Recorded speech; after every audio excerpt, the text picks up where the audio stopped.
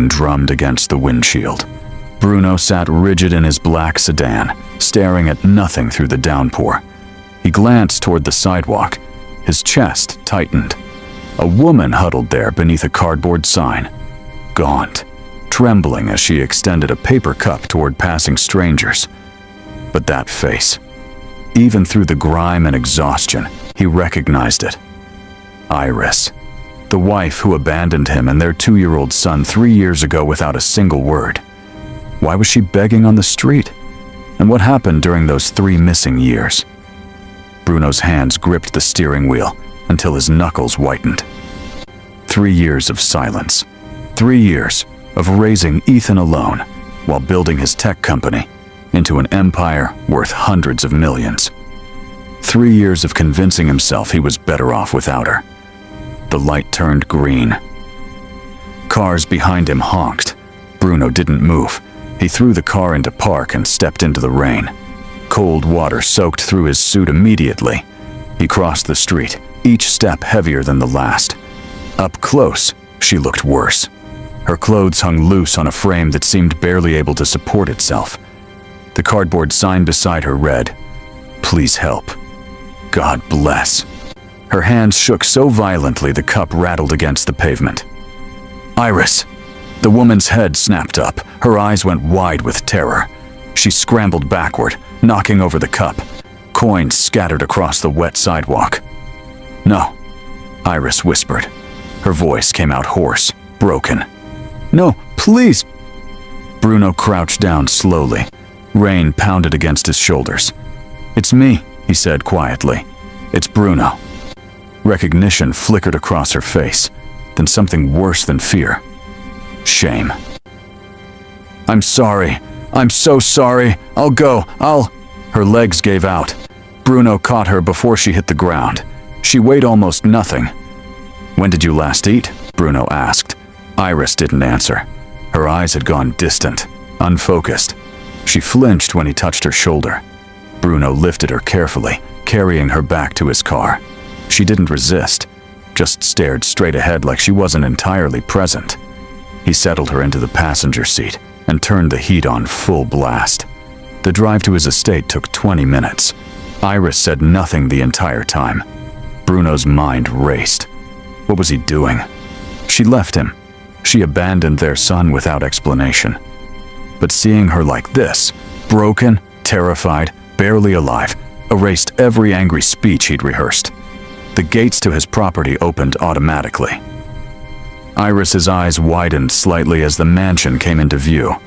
10 bedrooms, 8 bathrooms, a guest house, pool, gardens. All of it empty except for him, Ethan, and the nanny who came during the day. When they reached the front door, Iris stopped. "Your son," she whispered. "Is he? He's at his grandmother's tonight," Bruno said.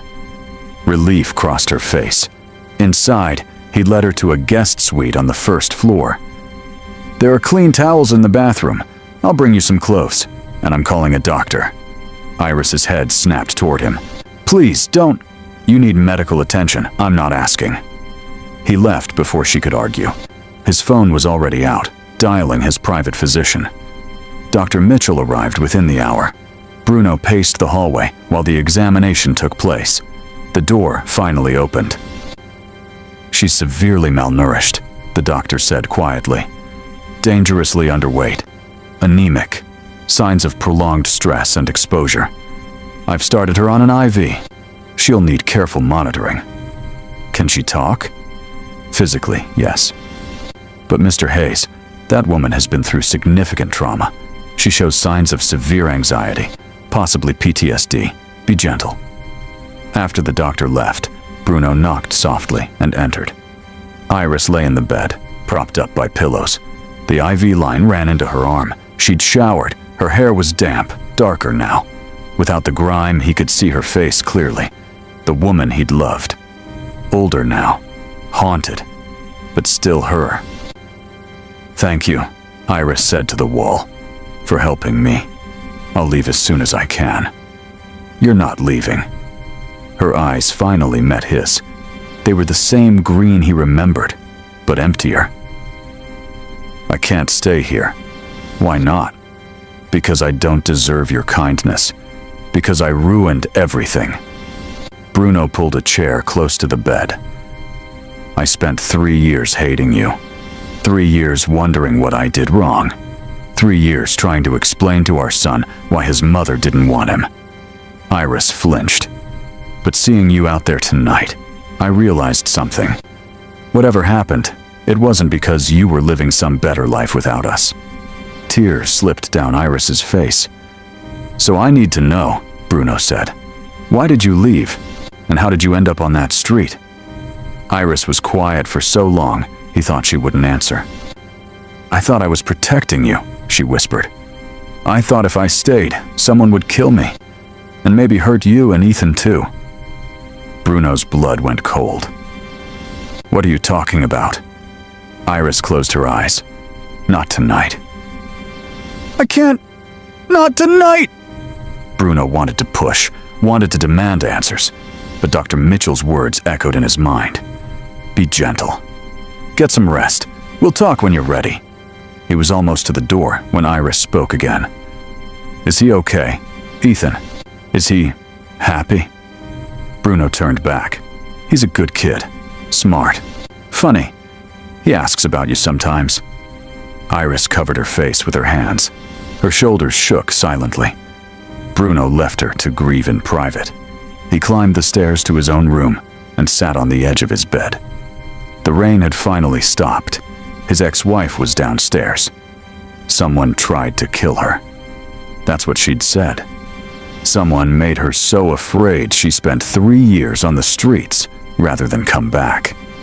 He pulled out his phone and scrolled to a contact he hadn't used in years. Richard Cross, private investigator. Bruno typed, need to meet, urgent, money is no object. The response came within minutes. Tomorrow, 10 a.m., my office. Bruno set the phone down. Somewhere in this house, his son's mother was lying awake, terrified of shadows he couldn't see yet. But he would. He'd shine light into every dark corner until he found what had broken his family apart. The meeting with Richard Cross lasted 40 minutes. Bruno laid out everything he knew.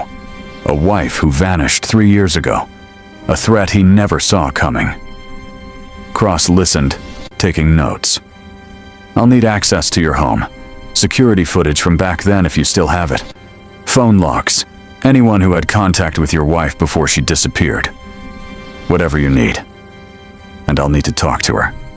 Eventually. She's not ready. Cross studied him. Mr. Hayes, if someone threatened your wife badly enough that she fled, that person might still be a threat. Time matters. Give me a week. Push her too hard and she'll run again. Cross closed his notebook. 1 week. When Bruno returned home, he found Dr. Mitchell in the kitchen. She ate some soup this morning. Not much, but it's a start. She should be strong enough to move around by tomorrow. And mentally? That's going to take longer. I prescribed medication for anxiety, but she refused. Said she needs to stay alert. After the doctor left, Bruno stood outside Iris's door. He knocked gently before entering. Iris sat by the window, wrapped in a blanket. She'd pulled her hair back into a loose knot. How are you feeling? Bruno asked. Better, thank you. For everything. Bruno sat down. Ethan comes home tomorrow. I need to know what to tell him. Something flickered across Iris's face. Pain, longing, fear. Tell him I'm a friend, someone you're helping. He won't remember me anyway. He asks about you, where you went, why you left, if you didn't love him. Tears streaked down her face. I love him more than anything. That's why I left. The next few days fell into an uneasy routine. Iris grew stronger physically. She could walk without support now. But she moved through the house carefully, always checking over her shoulder. Doors closing too hard made her jump. She avoided being alone in rooms. Bruno noticed everything. The way she positioned herself with her back to walls. The nightmares that woke her. gasping in the darkness. Ethan came home on Sunday afternoon. His son burst through the door with his usual energy, talking about the movie they'd watched. "Dad, can we go to the park?" Grandma said. Ethan stopped. He was staring at Iris, who stood frozen in the hallway. "Ethan, this is Iris," Bruno said carefully. "She's staying with us for a while. She's a friend who needs some help." Ethan tilted his head. "Why do you need help?" Iris opened her mouth. Nothing came out. "She's been sick," Bruno said. "So we're taking care of her until she feels better." "Okay." "Okay," Ethan said easily. Then he grabbed Bruno's hand. "Can we go to the park now?" When they returned 2 hours later, Iris was in her room with the door closed. Bruno put Ethan to bed and came back downstairs.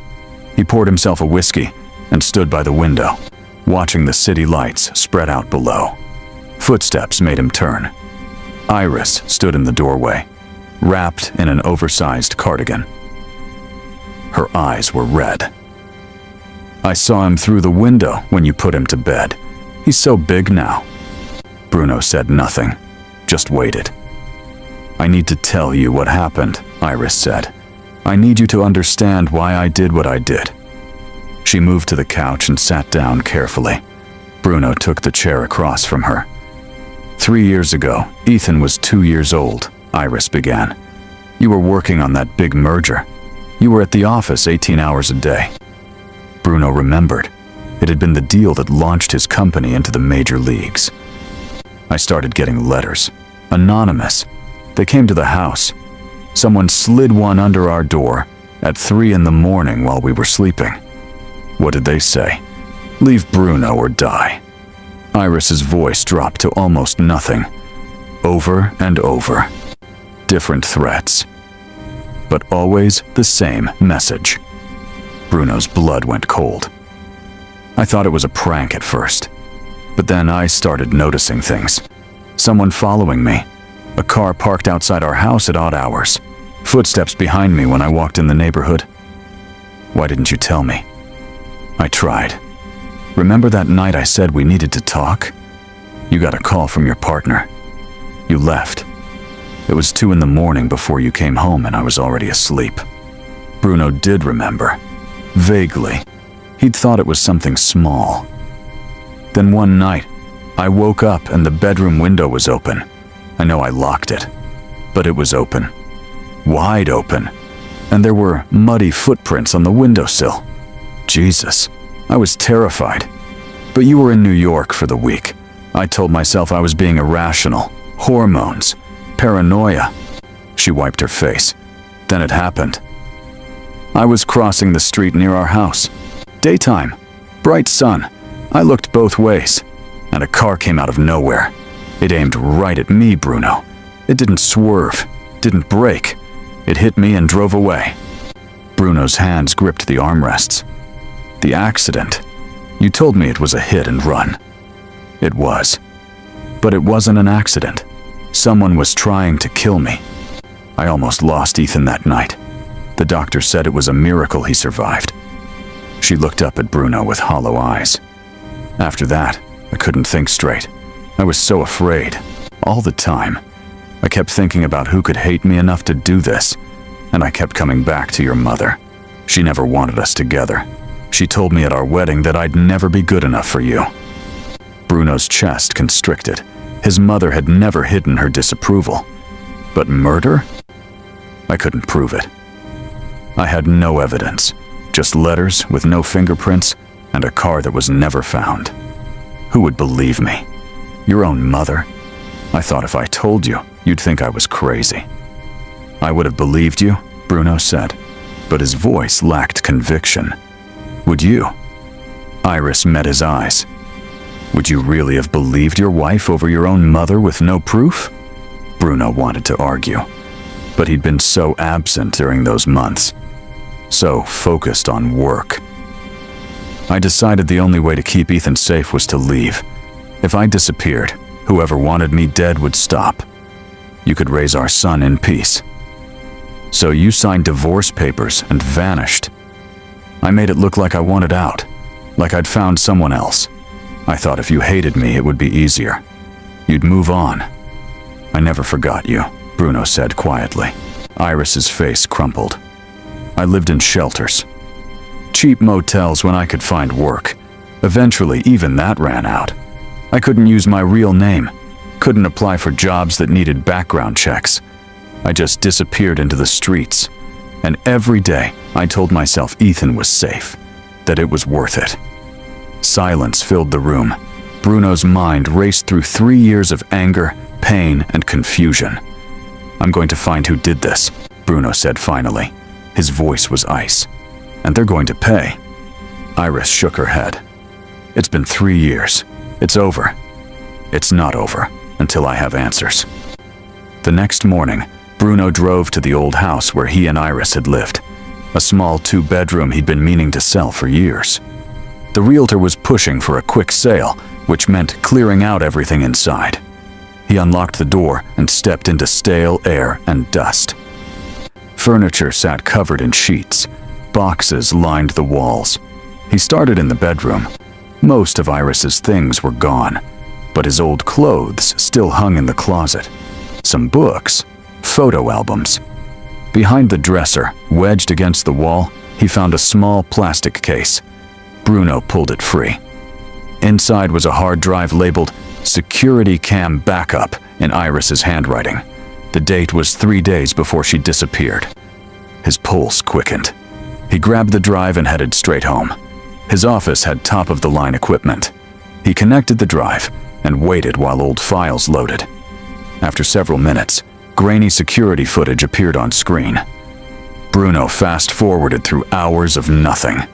Then, a car pulling up across the street. Sitting there for 30 minutes before driving away. He marked the file and kept searching. More footage. Iris leaving the house, the same car following her.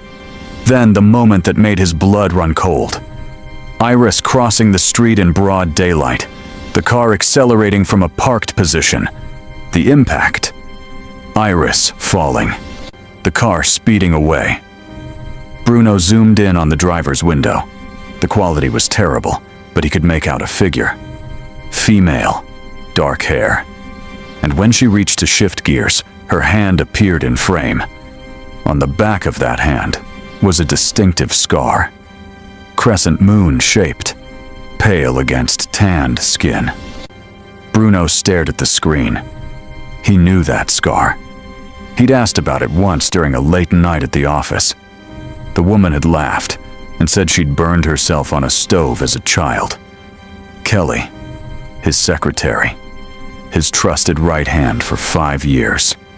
The person who'd been by his side through every major deal. Who brought him coffee exactly how he liked it. Who'd consoled him after Iris left. Kelly had tried to kill his wife. Bruno called Richard Cross immediately. I found something. I need you here now. Cross arrived within the hour. Bruno showed him the footage.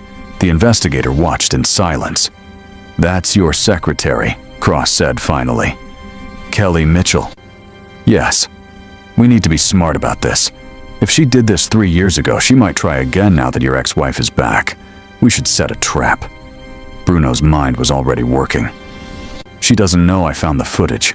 As far as Kelly knows, Iris is just some homeless woman I'm helping. Does Kelly know who Iris really is? I haven't told her, but she might have seen her. Then we make sure she does. We let Kelly know exactly who's staying with you. And we watch what she does next. The plan came together quickly. Bruno had cameras installed throughout his house, hidden ones. He made sure his security team knew to let Kelly in whenever she came by. Then he mentioned casually during a phone call that his ex-wife had shown up and was staying at the house. Kelly's response was perfectly measured. That's very generous of you, Bruno. I'm sure it must be difficult having her back after everything. It's complicated, but she's Ethan's mother. I couldn't just leave her on the street. Of course not. You're a good man. 2 days later, Kelly showed up with a basket of food. Homemade soup, fresh bread, tea. Bruno answered the door. Kelly smiled warmly. I thought you and your ex-wife might appreciate a home-cooked meal. I can't imagine how stressful this must be." "That's thoughtful. Come in. I'll let Iris know you're here." He led Kelly to the living room and went to get Iris. In the bedroom, he found his ex-wife sitting on the bed. "Kelly's here. She brought food. I need you to come downstairs and act normal." Iris's face went white. "Your secretary? Why, please, trust me. I'll be right there the whole time." They returned to the living room together. Kelly stood by the window, but turned when they entered. Her smile didn't waver, but something flickered in her eyes when she saw Iris up close. "It's nice to meet you. Bruno's told me so much about you over the years." "Thank you for the food," Iris said softly. Kelly set the basket on the coffee table. "I made tea as well. It's a special blend, very calming. I thought you might need something soothing." She pulled out a thermos and 3 cups. Poured tea into each one. "This one's yours," she said, handing a cup to Iris. "I added honey. Bruno mentioned you have a sweet tooth." Bruno watched Kelly's movements carefully. Her back had been turned while she poured, long enough to add something no one would see. Iris reached for the cup. Kelly's smile widened. "Actually," Bruno said, stepping forward, "why don't we switch? I could use something calming myself." He took the cup from Iris and handed it to Kelly. "You drink this one. Iris, you take Kelly's cup." Kelly's smile froze. "Oh, that's not necessary. I insist. Drink it." Kelly stared at him.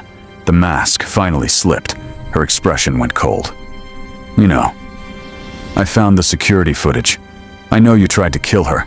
I know you drove that car. And I know you just tried to poison her." Kelly's expression hardened. For a moment, Bruno thought she might run, but instead she laughed, a bitter, brittle sound. "Poison? That's dramatic. Just sleeping pills. Enough to make her sick." "Why?" Bruno's voice shook with rage. "Why did you do this?" Kelly turned to him. Her eyes were bright with something manic. "Because I love you. I've loved you since the day I started working for you. You were everything I wanted.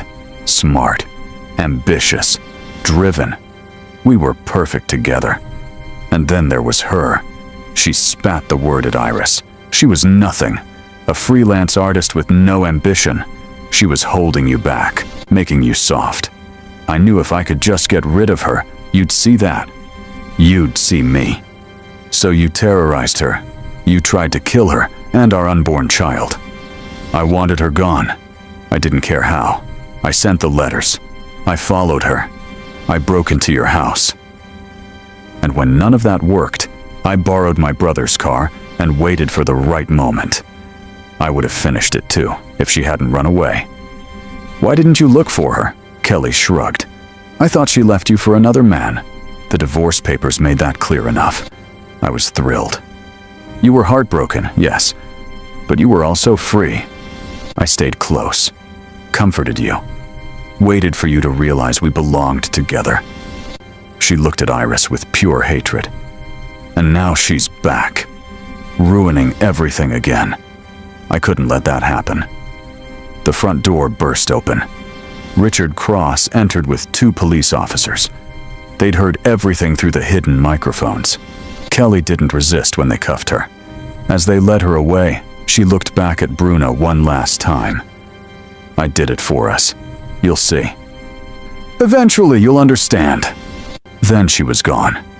Iris collapsed onto the couch. Her whole body shook. Bruno sat beside her, but she pulled away. "It was real," Iris whispered. "It was all real. Someone really did want to kill me. I know. I'm sorry. I'm so sorry I didn't see it." Dr. Mitchell arrived 30 minutes later. He gave Iris a sedative to help her sleep. When she finally went still, Bruno stood in the hallway with the doctor. "She's not okay." "No," Dr. Mitchell agreed. "She's not. And she won't be for a long time. That woman needs serious therapy, trauma counseling. She can stay here. I'll make sure she gets whatever help she needs." That night, Bruno sat alone in his office. Iris was sedated in her room. Ethan was asleep upstairs, unaware of the chaos swirling around him. He'd found the truth. He'd caught the person responsible. He'd done everything right. So why did it feel like he'd lost anyway? The next morning, Bruno and Iris sat across from each other at the breakfast table. Neither had slept well. Ethan was at school. "Kelly's in custody," Bruno said. "She confessed to everything. She'll go to prison for a long time." Iris nodded. She looked numb. "You're safe now. The threat is over." "Can what?" Iris interrupted. "Go back to normal? Pretend the last 3 years didn't happen? Pretend I didn't abandon my son? You were protecting him. I was running away. I was so afraid I couldn't think straight. And now I'm back. And I don't know how to be here. I don't know how to be his mother." Bruno reached across the table. Iris didn't pull away, but she didn't take his hand either. "We'll figure it out. Together." "As what?" "We're not married anymore. We're not even really friends. We're just two broken people who used to love each other. Maybe that's enough. Maybe we start there." They agreed on a fragile arrangement. Iris would stay in the guest house, separate from the main residence, but still on the property. She'd see Ethan regularly, but not force a relationship. Bruno would make sure she had everything she needed: therapy, medical care, time to heal. They'd be co-parents, nothing more. But as Bruno watched Iris walk toward the guest house that evening, her shoulders hunched against the weight of everything she'd survived, he felt something crack inside his chest. She was here. She was safe. The nightmare was over. So why did this feel like the saddest ending of all? 3 weeks passed, then 4, then 2 months. Iris attended therapy 3 times a week. She took her medications. She followed the treatment plan. But she still lived in the guest house, still kept her distance, still startled at unexpected sounds. Bruno watched from his office window as she walked the garden paths each morning. She moved like someone afraid the ground might disappear beneath her feet. Ethan asked about her constantly. Why didn't the nice lady eat dinner with them? Why did she live in the small house? Could he show her his drawings? Bruno said yes to the last question. He'd take Ethan to the guest house after school, and they'd spend an hour together. Iris would sit stiffly while Ethan showed her his artwork. She'd smile, but it never reached her eyes. One evening, Ethan fell asleep during their visit. Bruno carried him back to the main house, and when he returned, he found Iris standing by the window with tears streaming down her face. "I don't know how to do this. I don't know how to be his mother. I missed everything. His first day of school, learning to read, all of it. I'm a stranger to him. You're here now. That's what matters. Is it? Or am I just making things harder? He has a life, a routine, a father who actually knows how to take care of him. Don't say you should leave again. We're past that. Are we? Because it doesn't feel like it. It feels like I'm still running, just in a different way." Bruno had no answer, because she was right. They were living separate lives under the same sky, close enough to see each other, but too far apart to actually connect. The next day, Bruno made a decision.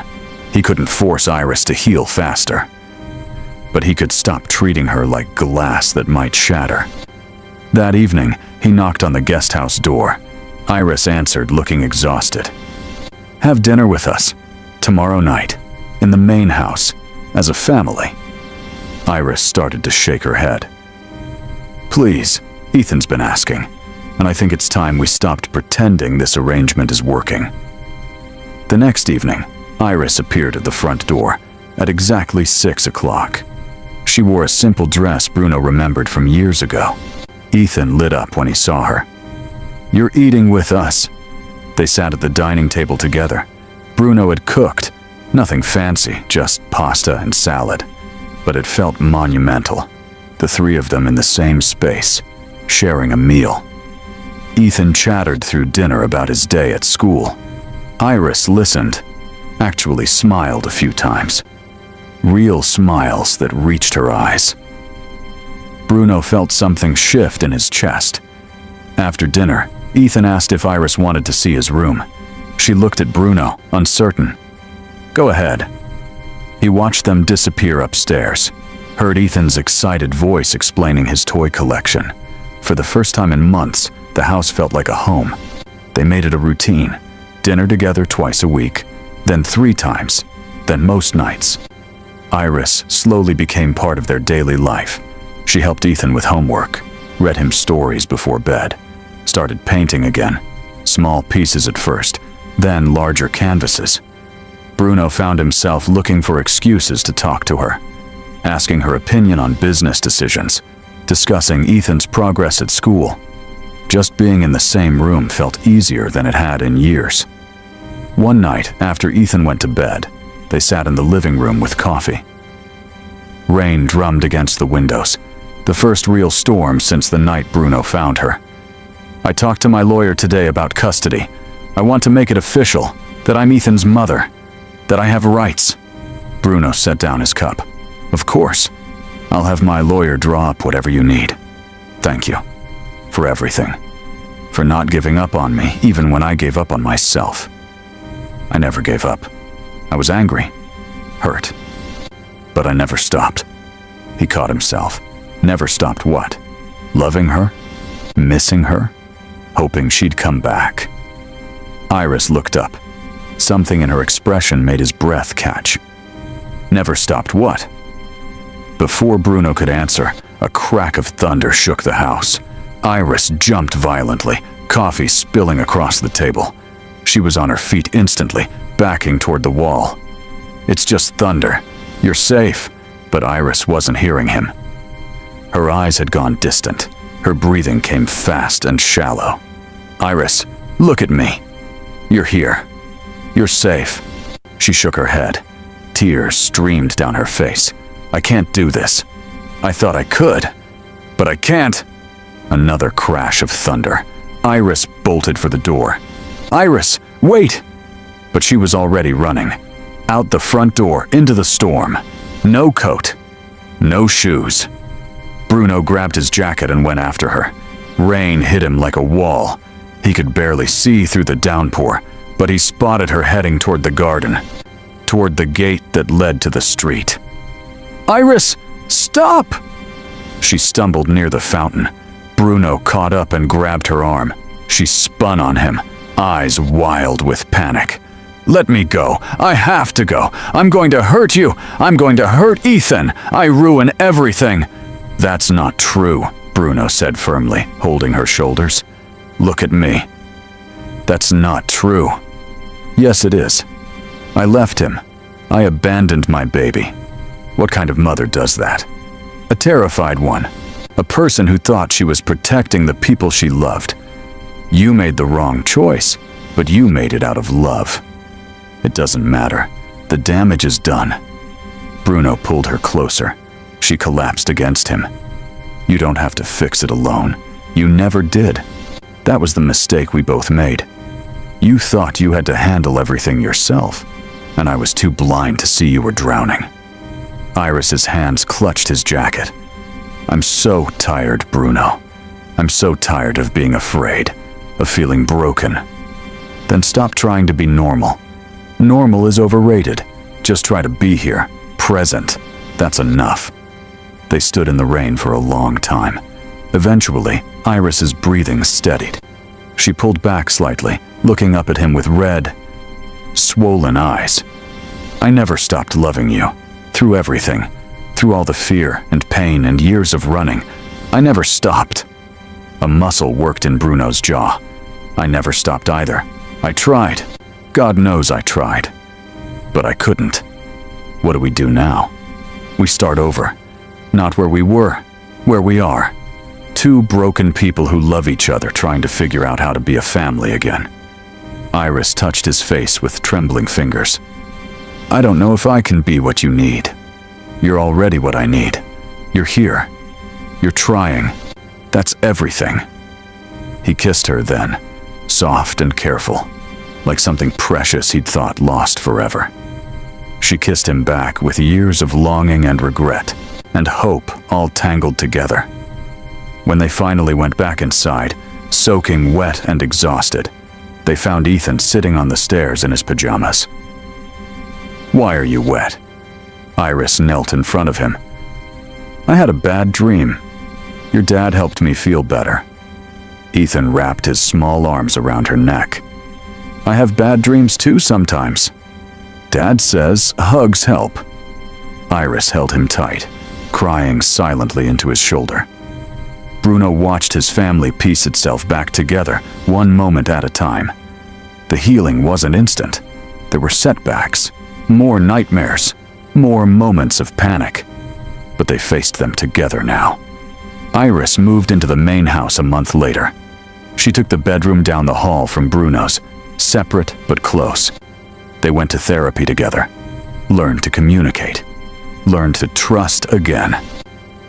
Bruno cut back his hours at work. Iris started painting seriously. They built a new normal from the ruins of the old one. 6 months after that rainy night, Bruno took Iris and Ethan to the park. It was a bright afternoon in early spring. Flowers bloomed everywhere. Ethan ran ahead to the playground. Bruno stopped by a bench and turned to Iris. "I have something to ask you." Iris looked at him curiously. "What?" Bruno pulled out a small box.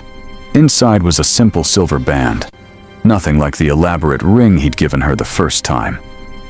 "I'm not asking you to marry me, not yet.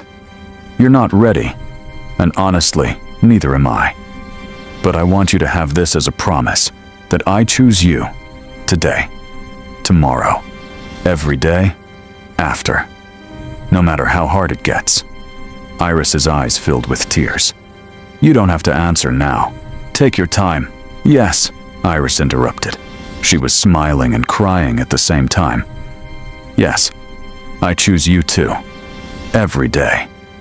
Bruno slipped the ring onto her finger. They sat on the bench together, watching Ethan play. Not married. Not quite whole, but together. And that was enough. 3 months later, they did get married. A small ceremony in the garden, with only close friends and family. Bruno's mother attended, tears in her eyes, as she apologized to Iris for years of coldness. Ethan served as ring bearer, beaming with pride. The ceremony was simple. No elaborate vows or grand gestures. Just 2 people promising to choose each other through the messy, complicated reality of life. Afterward, Bruno found Iris standing alone by the fountain. "Thinking about running?" Iris smiled. "No. Actually, for the first time in years, I'm not thinking about running at all." She showed him a letter that had arrived that morning.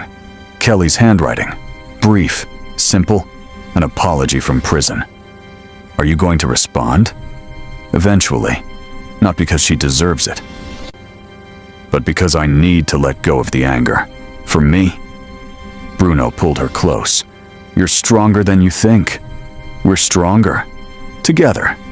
They watched Ethan chase Bubbles across the lawn, watched their guests laugh and celebrate, watched the sun set over their new beginning.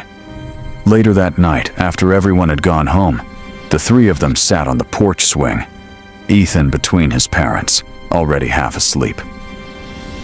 "Will you tell me the story about how you and Mom met?" Bruno and Iris looked at each other. There was so much pain in that story, so much they'd have to explain someday, but not tonight. "Once upon a time," Bruno began, "there was a man who lost something precious. He thought it was gone forever. But then one rainy night, he found it again. And he realized some things are worth fighting for, no matter how broken they seem." "What did he find?" Ethan asked sleepily. Bruno looked at Iris. She smiled. "His family. He found his family. Love isn't the absence of cracks. Love is choosing to hold the pieces together even after they've shattered. It's showing up day after day. It's forgiving the unforgivable. It's believing that broken things, when mended with care, can be stronger than they were before. And sometimes, the most beautiful stories are the ones that had to fall apart before they could truly begin.